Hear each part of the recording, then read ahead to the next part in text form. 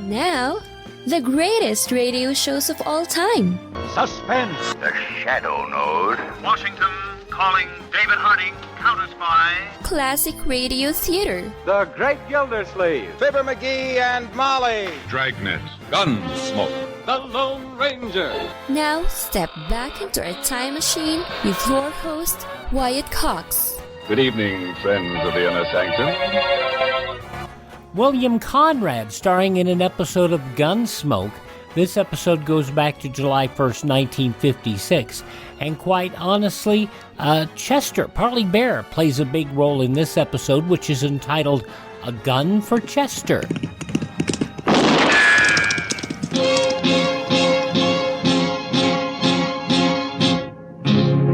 Gunsmoke.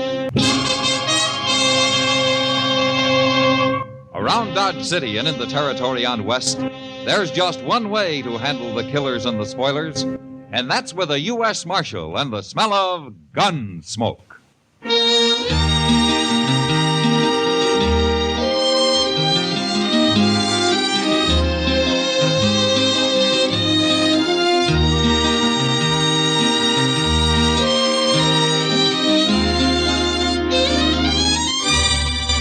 Gunsmoke, starring William Conrad. The transcribed story of the violence that moved west with young America. And the story of a man who moved with it.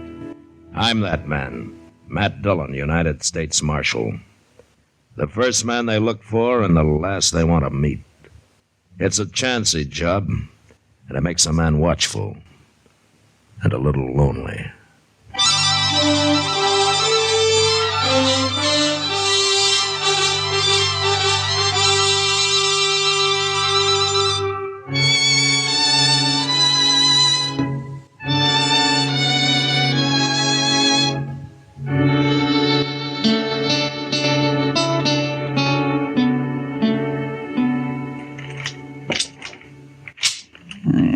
Doggone thing. There. That works. Hello, Chester.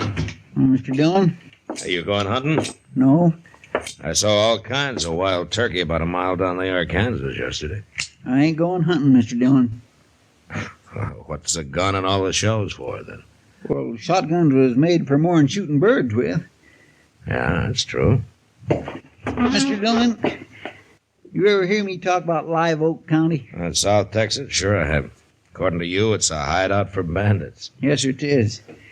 And they've got a saying down there that if the law ever did catch any of them, there ain't enough good men around to act as a jury to try the bad ones. Well, that's very interesting, Chester, but you're a long way from Live Oak County now. Well, part of it's moved up here. What? Asa Ledbetter. He's in Dodge. Asa Ledbetter? Is he an outlaw? No, sir. But I seen him at the Long Branch, and there's only one thing he's here for, Mr. Dillon. Well, what? To kill me.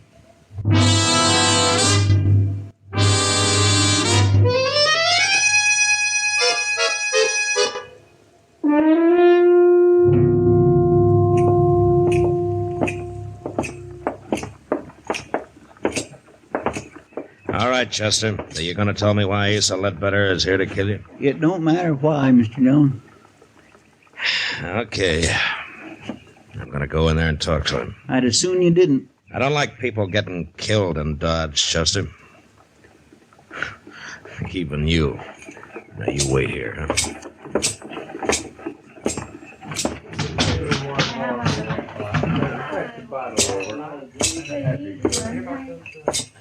Hello?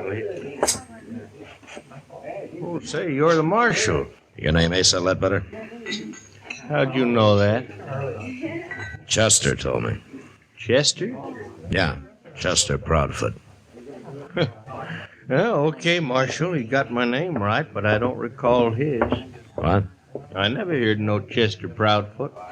Glad to meet you, though. Buy a drink? Oh, thank you.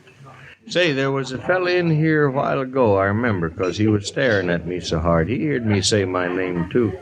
I was talking to a cowboy about finding work around here. Where you from, Ledbetter? Texas. What part? Amarillo. Ever been in South Texas? No, never have. Marshal, what's this all about? Chester thinks that you came here to kill him. Now, just look here, Marshal. I don't know this Chester fella. Never even heard of him. I don't go around murdering people. I hope that's true, Ledbetter. Of course 'tis. And I don't like nobody dragging down my good name, Marshal. Nobody is. So long. You just asked anybody from Amarillo about me, Marshal. They can tell you.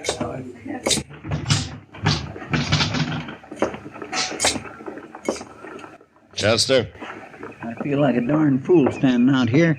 are you sure you haven't got Asa Ledbetter mixed up with somebody else? Not hardly. He claims he never heard of you. He's been looking for me for years. Why, It Chester? don't matter why, Mr. Dillon. If I'm dead, all that matters is I'm dead. Why don't you take a few days off, huh? Go fishing or something. You don't believe me, do you? I didn't say that, Chester. Well, you'll be sorry, Mr. Dillon. You'll be real sorry.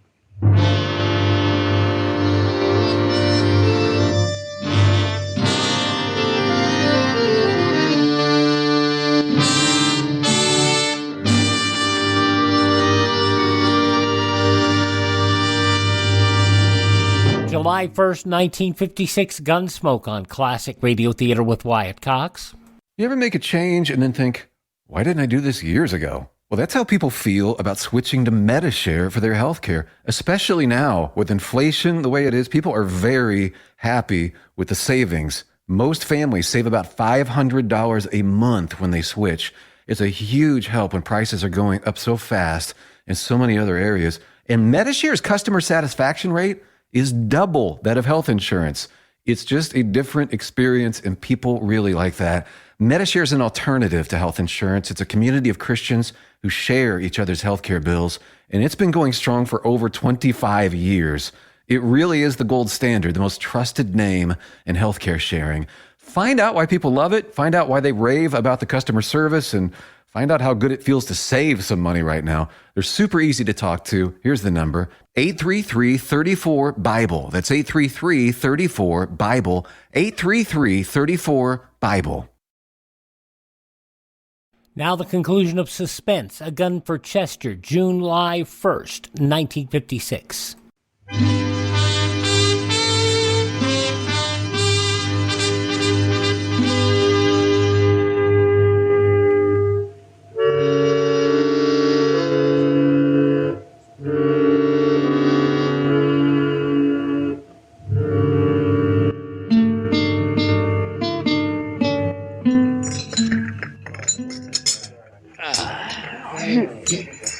Well, Kitty, that was a real good dinner. Mm-hmm.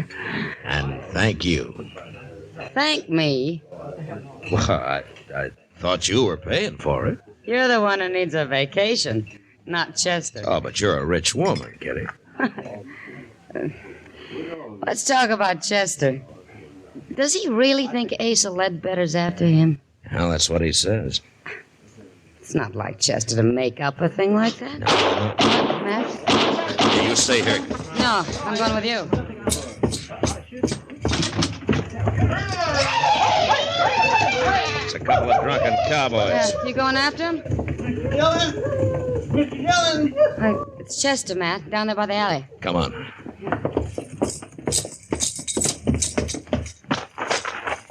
What's the matter with his arm? Looks like he's been hurt. Yeah. He shot me, Mr. Dillon. He shot me. One of those cowboys? No, Asa Ledbetter. What?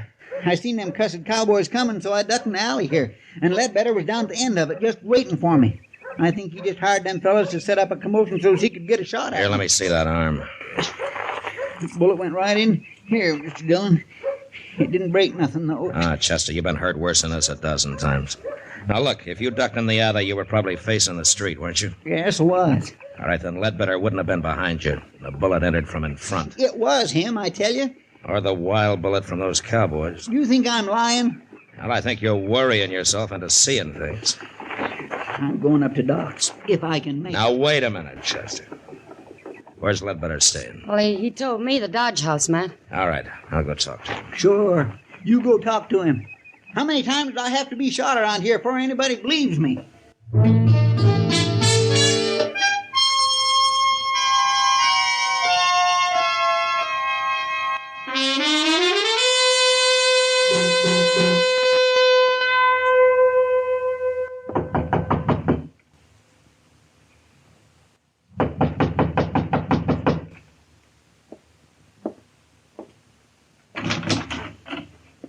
Oh, hello, Marshal. Ledbetter. Something wrong? How long you been in your room here? Oh, I've been taking a nap, Marshal. Up until them drunks out there woke me up. Chester says you tried to shoot him a few minutes ago. Now, Marshal, I'm getting sick and tired of this Chester. What's he trying to do, anyway? He's pretty certain about it. Bound and determined to get me into trouble? I'd doggone if I know why. There must be some reason. Well, sure, and if there is, I don't know it. I'll be glad when I find me a job and get shut of this town. Never did hear nothing good about Dodge anyway. We try to keep it peaceful. Oh, sure, but it's like you say. Probably ain't enough good men left to act as jury to try the bad ones. Uh-huh. Just where do they say that, Ledbetter? Oh, I don't know. You heard it before, ain't you? Yeah, I've heard it before. It's a saying down in South Texas in Live Oak County. Well, that may be, Marshal. And I heard it in Amarillo. Now, ain't that possible? Yeah, I guess it is. Marshal, listen here. If I come here to kill a man, what did I be waiting around for? A change of weather? It don't make sense, does it? No, it doesn't make sense. Any part of it.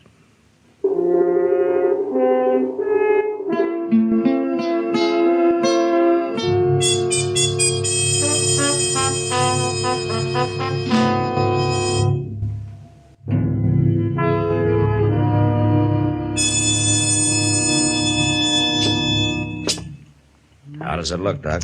Well, it's just a scratch, man. A scratch? I suppose if I come in here scalped, you'd say the barber just give me too tight a haircut. Now, Chester, be brave, boy. Yes, there we are. In a week, you'll never know you got hit. Well, it's a mercy it wasn't my gun arm. Chester, I told you Asa Ledbetter was in his room the whole time. You mean he told you? I asked the desk clerk on the way out. Then he was lying, too. Chester, how long since you've had a good night's sleep? Now, Doc, don't you start that. Well, you admit you didn't actually see Ledbetter in that alley. But next time you'll see him all right, won't you? Whether he's there or not. Have you finished doctoring my wound? Oh, now, wait a minute. Getting mad won't help you. Well, maybe it will. Well, where are you going now? Who cares where at I'm going? Oh, dear. He'll get over it, Doc. Yeah, I hope so. The only thing I can figure is that he's got this Ledbetter mixed up with somebody else. Yeah. But it'd certainly help if he'd say why he thinks he's after him. Because... Matt? Yeah, what is it? Come over here at the window. Huh? What's going on? Look, down there in the street. That's Asa Ledbetter. And Chester's standing there about to shoot him. Yeah, I'd better hurry, Doc.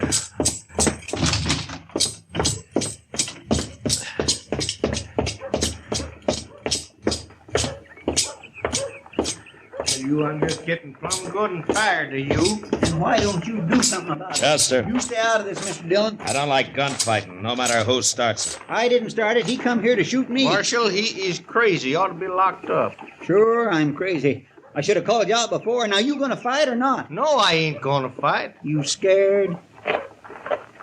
I got no quarrel with you. Are you scared? Leave him alone, Chester. No.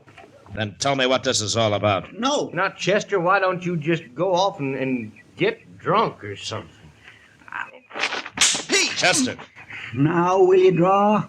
Now will you?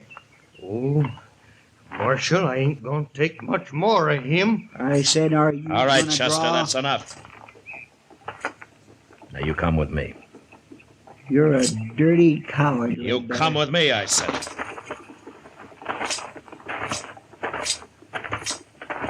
You're with him, ain't you? You and Doc and everybody. Maybe you are crazy, Chester. Sure. Oh, sure. Well, where you going? I'm going to get me a drink. Alone.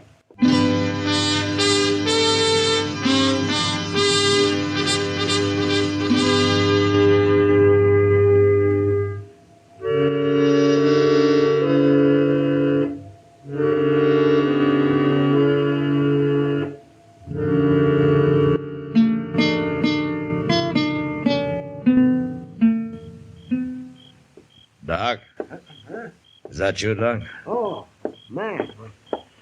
Why, it's 3 o'clock in the morning, man. Yeah. You been on a call? Well, I haven't been romancing the ladies. Yeah, is Chester asleep? Yeah, he's asleep.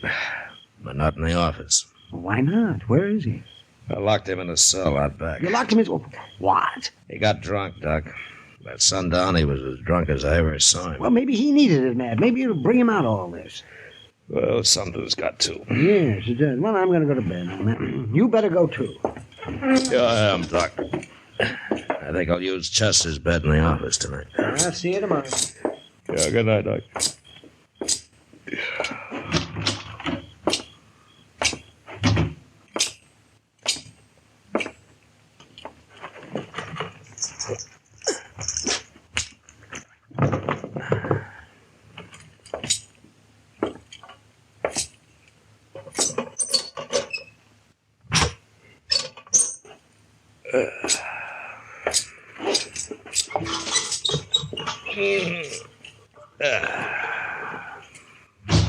Don't move, Chester. This here's a shotgun. All right, now get off that bed and get over to the window. Go on.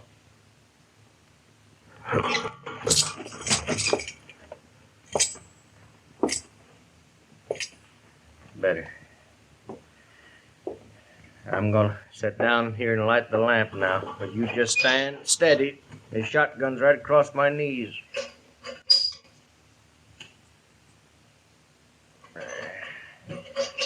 Now, Chester, you and me, we're going... Marshal? What you doing here? Well, I was trying to get some sleep. Well, you don't sleep here. It's Chester's bed, all right.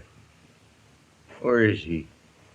Now, he's around somewhere. Where you going? Stand still. Marshal, stand still. I mean it.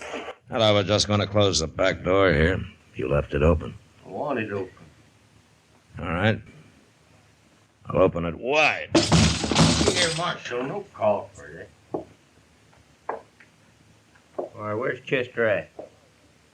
I don't know where he is, Ledbetter. You're lying. Yeah, I'm lying. He got drunk this afternoon. You brought him over here. I thought you put him to bed, but since you didn't, there ain't but one place he'd be. Right out there in that cell behind you. You walk right past him on your way in, Ledbetter. Get out of that doorway, Marshal. No. I'll shoot you if you don't. You'll shoot Chester if I do. Now move, I I said. can't oblige you, Ledbetter. I'm sorry. I'll kill you, Marshal.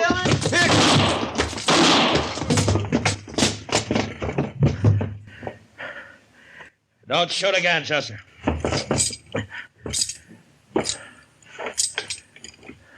Mr. Dillon?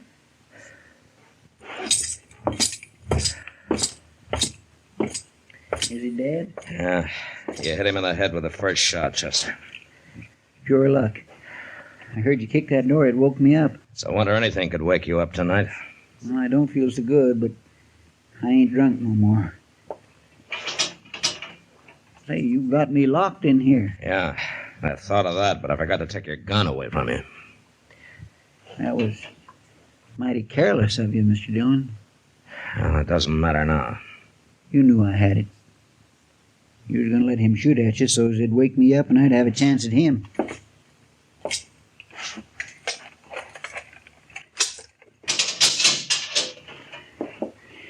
I guess I was kindly wrong about you being agin me. You know, it might have helped things if you'd have told me why Ledbetter was after you, Chester.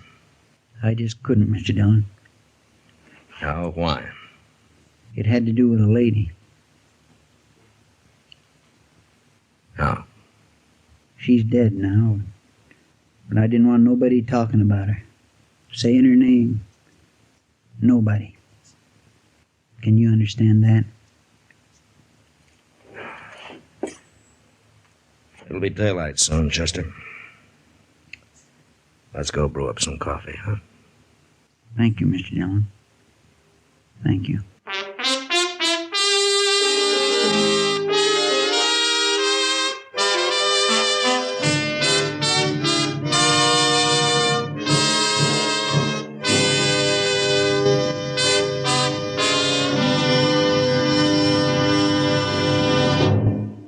You know, the early frontier years were lusty and brawling, and men happily fought each other as a matter of course. But next week, it's the man who refuses to fight that causes all the trouble. And that was the West. Good night. Gunsmoke. Produced and directed by Norman Macdonald, stars William Conrad as Matt Dillon, U.S. Marshal. Our story was specially written for Gunsmoke by John Meston, with music composed and conducted by Rex Corey. Sound patterns by Tom Hanley and Bill James. Featured in the cast was Lawrence Dobkin as Asa Ledbetter, Parley Baer as Chester, Howard McNear as Doc, and Georgia Ellis as Kitty.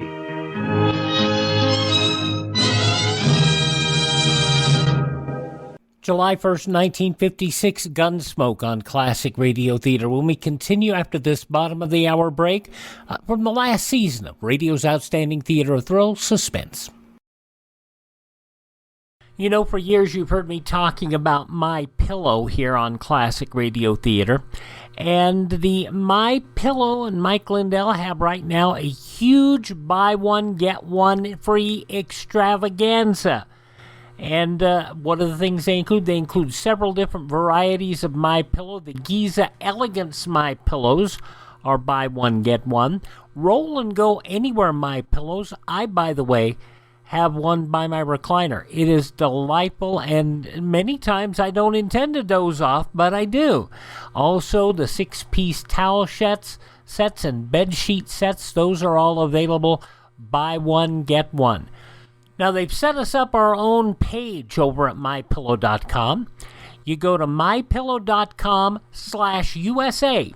That's MyPillow.com/USA, and you will find links to all the current buy one, get one specials. Plus, with everything you buy now, you get Mike's softcover book, What Are the Odds? From Crack Addict to CEO. It's a $20 value, but you have to use the promo code USA. You get the book free when you purchase anything. Dog beds, $19.99, as low as $19.99 with the promo code. And you know those dogs love the MyPillow dog beds. And the MyPillow slippers, pet blankets, complete mattress systems, 2-inch mattress toppers. Those are delightful. Go to MyPillow.com/USA or call 1-800-951-8175. Use the promo code USA at checkout. MyPillow.com/USA, promo code USA, and save you a great deal on a great night's sleep and other things when you go to MyPillow.com/USA.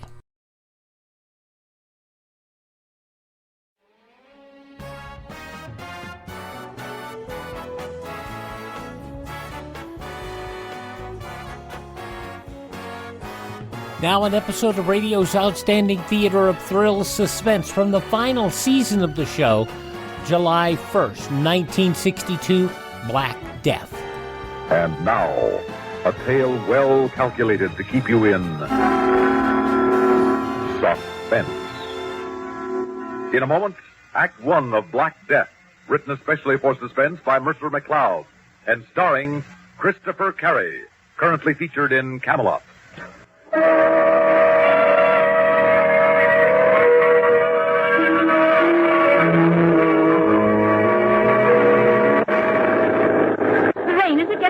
Well, it's not getting any. I can't understand why the lights should be so dim. Oh, dear. What? That might be my fault. Why do you say that? When I took the car up for petrol last Thursday, remember? You said be sure and have the battery checked? Oh, say no more. Yes, I'm afraid I forgot. Then that's it. If I stall, I don't think we'll get started again. I'm sorry, darling. Oh, what was that? I don't know. I hit something. I can hardly tell whether we're on the road or not. Don't you think we should... Are we stalled? We are. Well, here goes. Well, that's it. Oh, Charles. And it's all my fault. Now, don't feel bad about it. I don't think we should have made it anyhow. If we were on a main highway, we might be all right. But these small by-roads, miles from anywhere... But what can we do? Well, we can sit in the car and hope another car comes along. But the chances of that happening here are remote. We might be better off to walk to help. I'd hate not to make our appointment in Wolding. In this rain? It's a cold night, Nora. If we keep walking, we can at least keep warm. We're almost certain to find a farmhouse or something. Are you game? Well, I think I am. Then bundle up and let's get on with it, old girl. Right.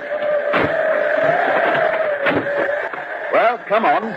I'm afraid we won't make Wolding tonight. This is beginning to look a little ominous. Yes. We'd better try calling out, Charles. All right. Hello!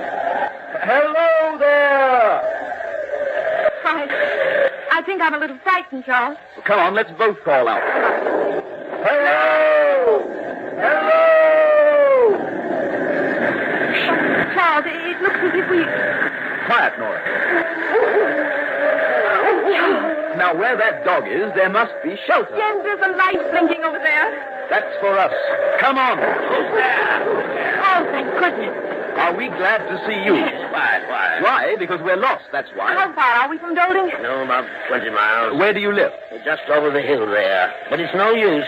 He won't let you in, not him. Who are you talking about? The master. And who is the master? Now, wait a minute. You can't leave us. Here, wait. Yes? Now, listen, you. Whether you like it or not, we're coming with you. And whether the master likes it or not, he's going to give us shelter. You go on ahead. We're following you. Come along.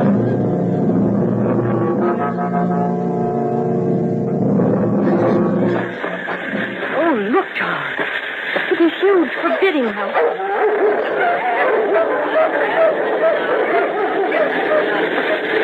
Here we are. What little good it'll do you. Here, take this for your trouble. Yes. Hold this light when I find the key. All right. We'll be inside soon, Nora. And don't say that I let you in. Now, go straight to that second door past the staircase. Thanks. Yes? Well, here goes. What is the meaning of this? Who let you in? We lost our way on the moors. My home is not an inn. Yes, but surely Just a minute, Charles. If we were drowning and your boat happened by, we'd try to save ourselves by clinging to it. And look at us. We're practically drowned. That's scarcely my concern. And furthermore, my husband is a doctor. And he was scheduled to lecture in... Oh, a doctor, eh? Well, a scientific man, huh? Well, yes. You'll need dry things. There's food on the buffet here, and I'll get hot coffee. Do sit down. Make yourselves comfortable. Do you mind if we hang our coats in front of the fire? A capital idea. Give me your coat, Charles. I'll spread it out. Thanks, Nora. I'm going to take my shoes off, too. Yes, sir. Oh, more coffee, Jacob. Very good, sir. What are you finding so interesting, Doctor? These strange diagrams drawn on the walls and floor. Oh, yes. Those are the nuclei of my science. White mice in the cage. And what's this contraption? What does it look like to you?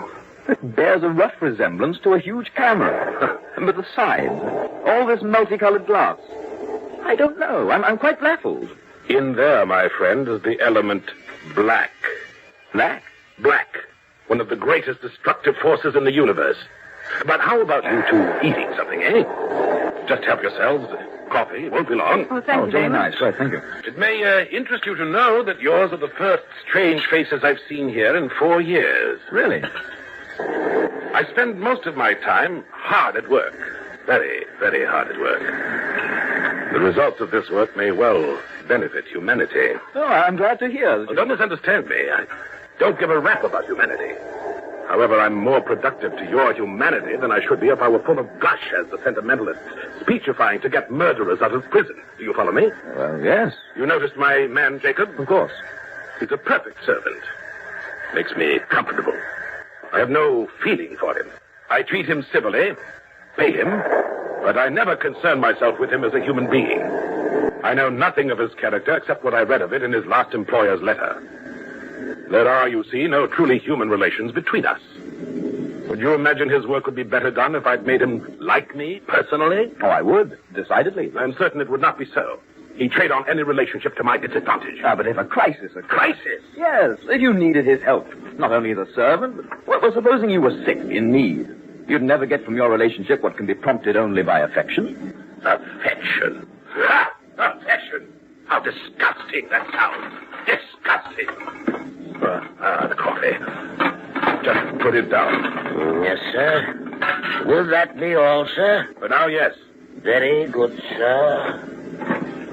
Splendid inhuman efficiency. I think I'd go mad in such an atmosphere. Never mind, Nora. Now, how do you take your coffee? Black, please. Me too. Black, eh?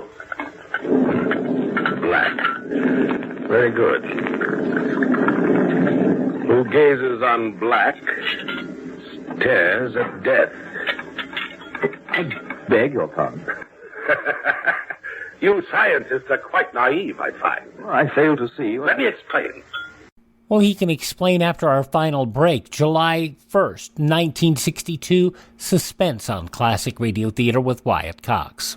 It's a big, bold story set in the heartland of America, along the edge of Lonely Mountain. I am open for business. And so Big William Gorgon, played by handsome Michael James, fiercely set down his Midwest roots. Oh, darling, we're going to sell bathrobes and raise chickens. Set his adoring wife, Wilhelmina, portrayed by beautiful Glenda Olsen. Oh, I love our store, Will. But they hadn't counted on Big Ralph's bathrobes and cattle store coming to town. Oh, Will, what will we do, Will? Will had a plan, a way of facing off against tough Big Ralph. We're going to change the face of America. We're going to advertise. Ad for what? With print, broadcasting, and bus benches, we're going to tell people who we are and where we are. What's a bus? And so the story of how one man brought advertising to the heartland. Oh, will it work? It will. Well, my name ain't Will, Wilhelmina. We got to advertise or we'll die. And so the greatest marketing story of all time is here. Advertise or die, dopey.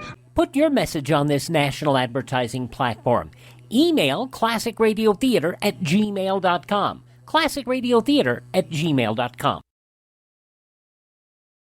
Now on Classic Radio Theater with Wyatt Cox, the conclusion of this weird episode of Suspense, Black Death, July 1st, 1962, the final season of Suspense.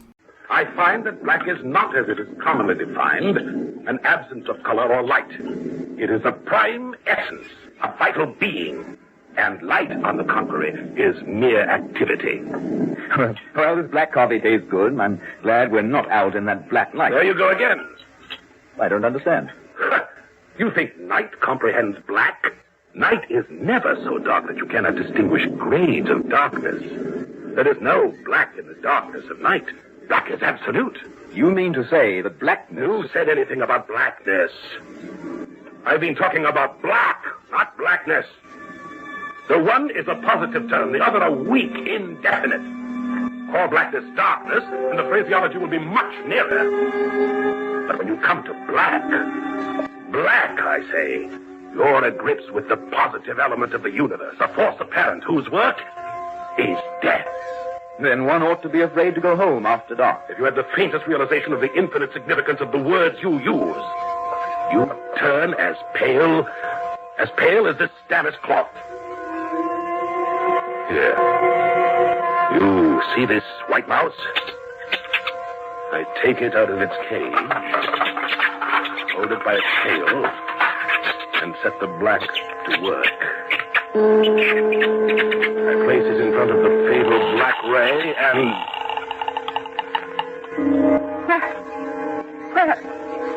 Where did it go? It vanished. Exactly, it vanished.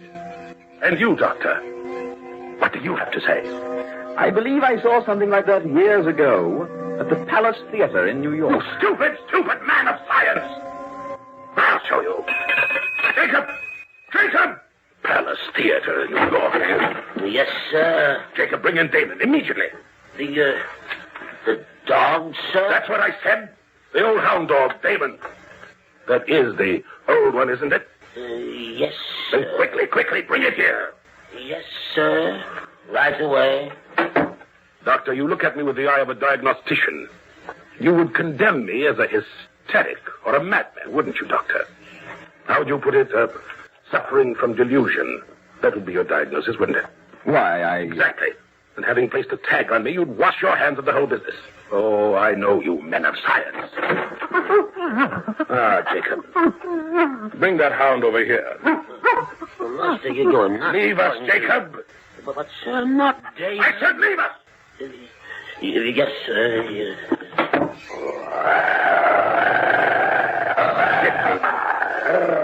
Yes, I know, Damon. You dislike me, don't you? You all do. Sixth sense of the animal. Now, As before, Doctor, we set the brat to work. See? The sixth sense of the animal. Jacob! Jacob, keep us on fire! Let's get out of here, Charles. No, as soon as we can. That's better. Now we can proceed. You see? The larger the subject, the more power we need. Subject? Yes. Humans will require even more power. Humans? Yes. That will be my most noble achievement. Now, Damon, sit.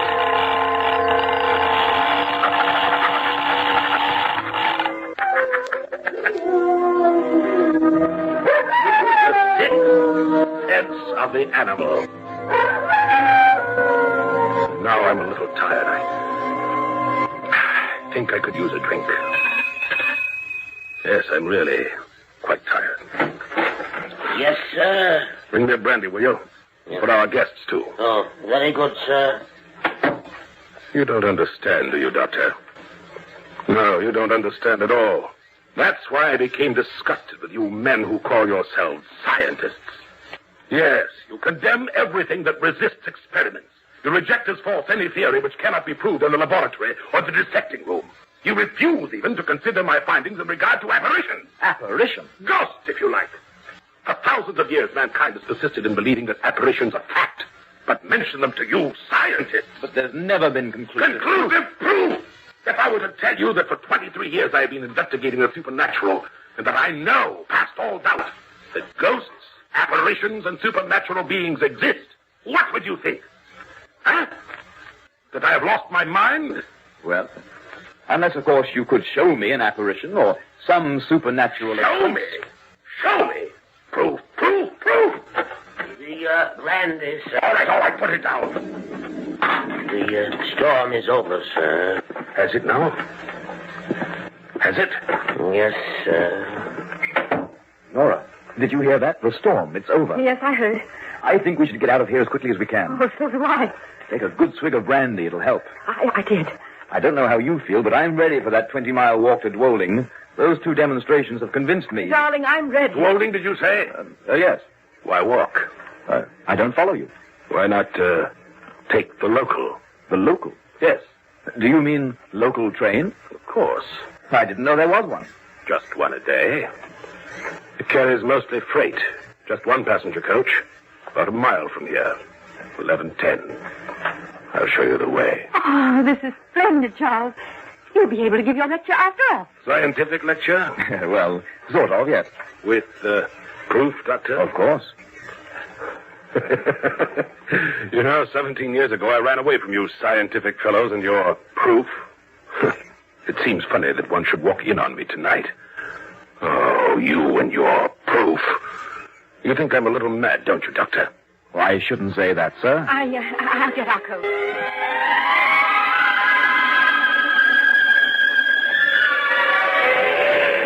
There's where you catch it down by the stone fence. Thank you, sir. You say... Leave everything to Jacob. Good night. Thank you for your trouble. Bye. Thank you, sir. I'm glad to be out of the whole mad mess. Oh, me too. How do you feel? Fine. The brandy helped. Good. Charles. Come on. It's right on time. Well, things turned out a bit better, eh? Here we are. Come up. That's it. Now we can relax. Oh, I'm so happy to be out of there. Do you think he's a mental case? Oh, I certainly do.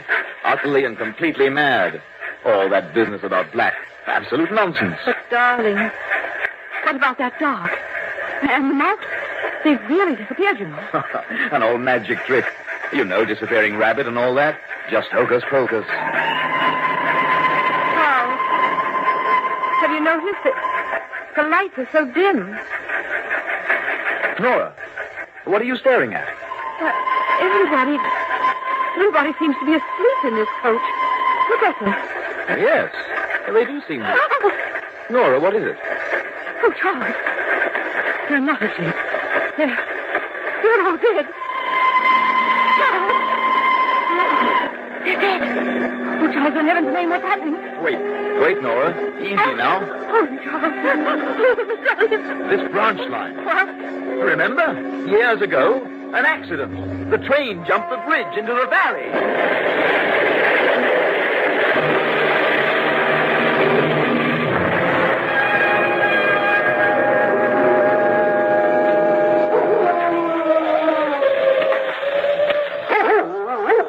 Over here, sir.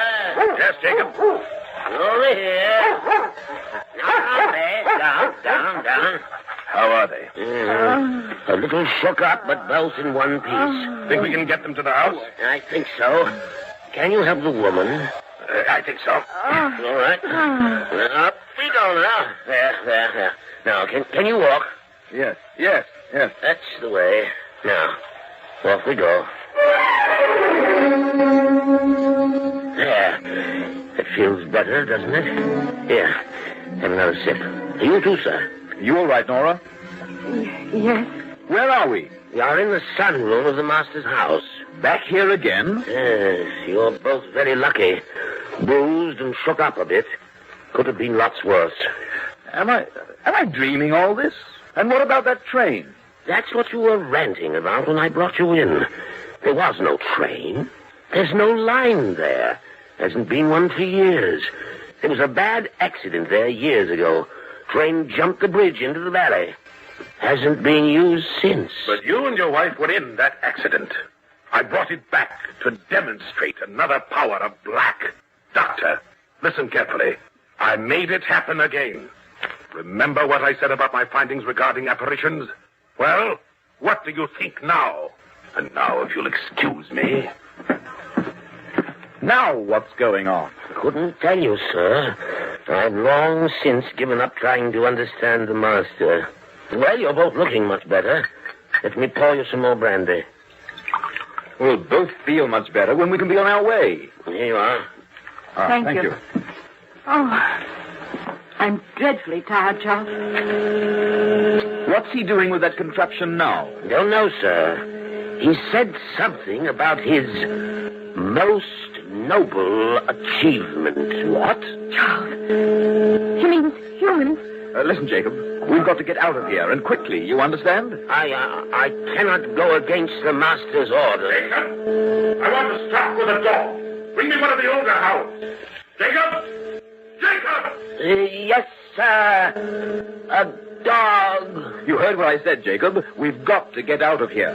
I think we'd all better get out. Follow me. Come along, Nora. Where are we going? Any place as long as it's away from here. He wants a dog. I'll get him a dog. Follow me down this corridor. He shall have a dog, all right. Charles, what's happening to us? I don't know yet. Now stand aside of the door. I'm going to open this cage. They won't harm you. They won't even see you. Now, down there. Down there.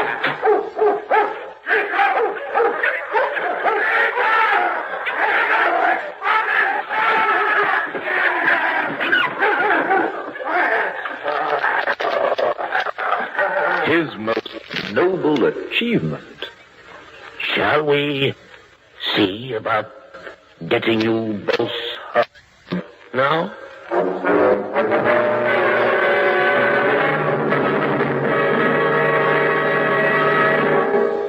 Suspense. You've been listening to Black Death, written especially for Suspense by Mercer McLeod, and starring Christopher Carey, currently featured in Camelot. Only 14 more episodes of Suspense aired after this program, July 1st, 1962, Black Death on Classic Radio Theater. Visit my webpage, classicradio.stream. Thank this station, support their advertisers, tell your friends. The great radio shows are right here at this spot of the dial. Classic Radio Theater with Wyatt Cox on your favorite radio station.